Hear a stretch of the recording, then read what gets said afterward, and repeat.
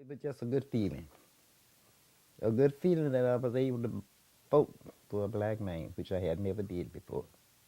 These 90 years I've been here, I've never been able to vote for a black man.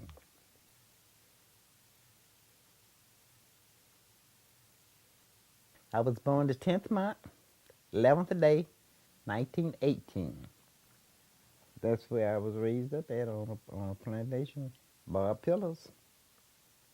That was his name. I'll never forget his name. Now, I never did see him until he rode around through his plantation to see if we was working or whatnot. I never did see him. I doubt if I even knowed him. He'd ride around in his car on the plantation to see if, we was working. We didn't have but 5 months of school. If you wasn't through with your plantation, with your crop and whatnot, your children couldn't go to school. You know what I'm talking about? Ain't one teacher for the whole school. So I didn't have no education. And I was 17 years old in 5th grade.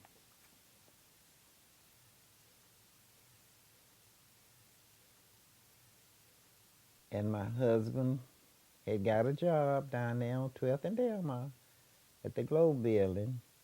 We didn't have no education, and we had to have them labor jobs where you didn't make nothing. And he worked there, running the freight elevator, and I worked there cleaning the office 12 to 8 in the morning. He would take care of the children at night.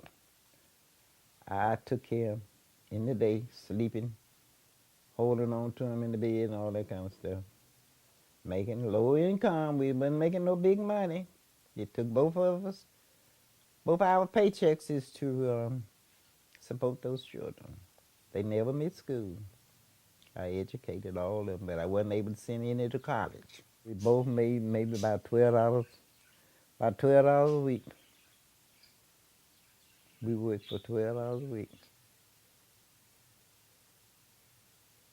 Well, it was all black down there in the project. I never was around many white people. I tell you, when I was growing up, I knew where I belonged. I knew where I was supposed to be. You had to go back in the back of the bus, whatever you rode. You couldn't get a seat, if it wasn't available for you in the back. You didn't get a seat. We had to stand up. When I moved here, before I moved here, I couldn't come on this side of Harris. I would take my children, they went to school, and there was that park over there, Old Fallon Park. I'd bring them out there to picnic, but my children couldn't come across this street. I wasn't allowed in the neighborhood. This house here, I was not allowed in this neighborhood. And my daughter bought this house in '69 and put me in it. It was white people in it then, but they was selling out over in here.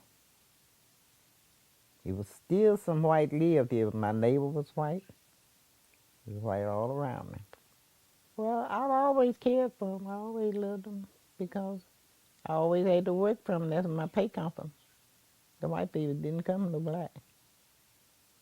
I had to depend on them. But I was here when Martin Luther King got killed. I just thought it was a bad thing. It didn't happen. That was all I could think. It was bad. When I got the news that he'd been killed. Same thing I felt the same way when they killed Kennedy.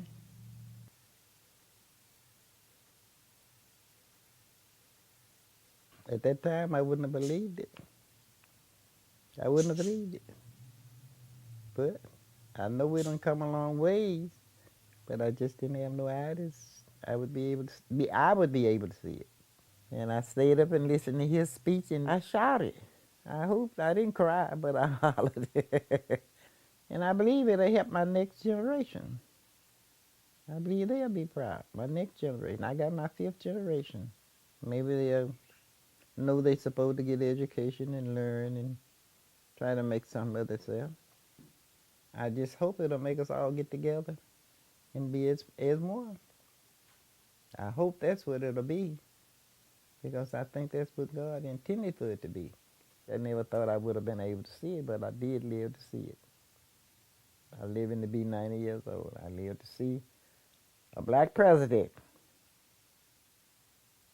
to make history.